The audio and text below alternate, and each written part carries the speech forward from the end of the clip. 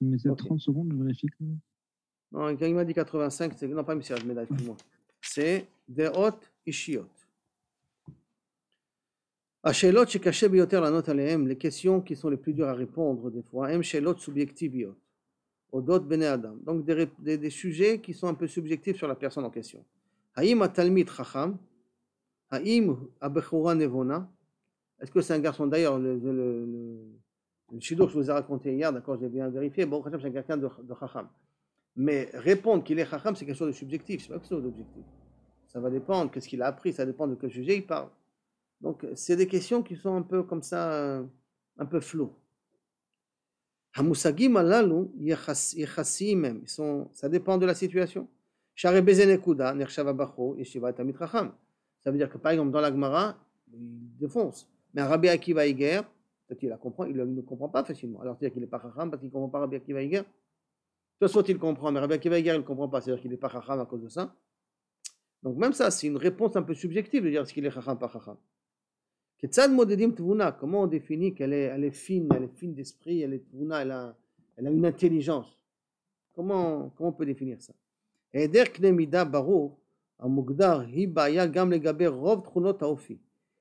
comme on n'a pas de modèle qui nous permet de jauger, de mesurer, qu'est-ce que ça veut dire? Donc, même au niveau des midot, du caractère de la personne, on a des difficultés à jauger. Est-ce qu'il est vraiment un coléreux ou il n'est pas coléreux? C'est un orgueilleux, pas un orgueilleux.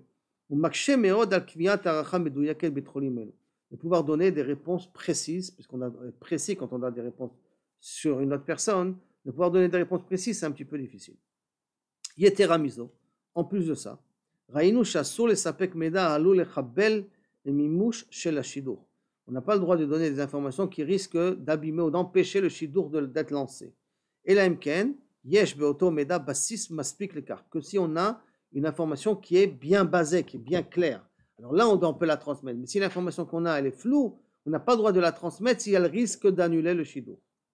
כיצד יכול האדם להיות בטוח שבאמת הנקודות הכלולות בשאלה מעמידות בספק את אמיתתו של השידור? Comment je peux savoir que les points qu'on me pose ou les points que je vais y répondre risquent de mettre en safek la bonne atama, la bonne comparaison, enfin pas comparaison, correspondance, comment tu appelais?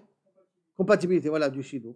כיצד אפשר אפוא לספק כהלכה את המידע שנתבקש למסור? Donc comment je peux transmettre et être sûr de pouvoir transmettre l'information, la vraie information qui, elle, va permettre ou d'annuler le shidur ou ne pas annuler le shidur, d'autant plus que mon information que j'ai, elle est malheureusement pas objective.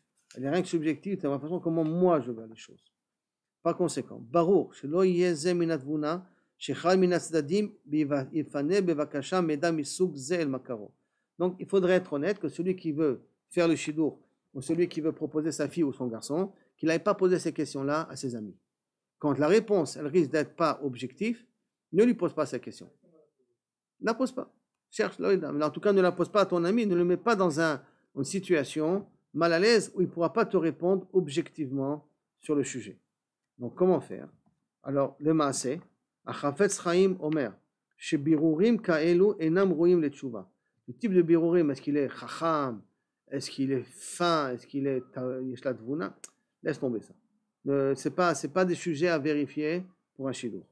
Mikol makom, efshar lavi sheelot kaelu lifnei harav. Mais si c'est vraiment important, alors on peut poser ces questions devant un rav, rosh yeshiva ou menael séminaire, et kayotze behu. שיש לו החוכמה והניסיון הדרושים להערכה נכונה במצבים.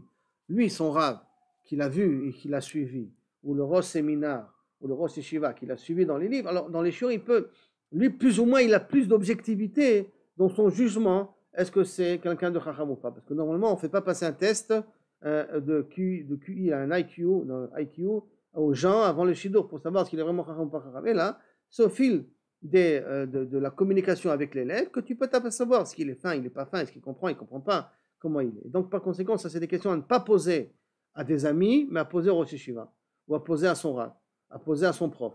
À lui, tu peux lui poser ces questions-là. והוא יכול לתת תשובה נכונה. אנשים אחרים המתבקשים לענות על שאלות מהם אלו, טוב יעשו אם יפנו את השואל אל הסמכות המתאימה. Si on vient, on te pose, toi, l'ami, on te pose la question, dis-moi, tu connais bien la fille, est-ce que c'est une fille intelligente? Et tu sais que tu n'as pas une réponse objective, parce que tu n'as pas véritablement suivi la fille. va poser la question au roche de séminaire ou à sa rabbinite ou à sa prof. Moi, je suis pas assez compétent pour vous donner une réponse. Éclipse-toi, évite de donner des réponses sur des réponses qui ne sont pas objectives et là subjectives. À moins que vraiment tu as suivi la personne de telle sorte que tu sais exactement, tu peux donner un vrai jugement sur la personne. Est-ce qu'elle est intelligente ou pas intelligente?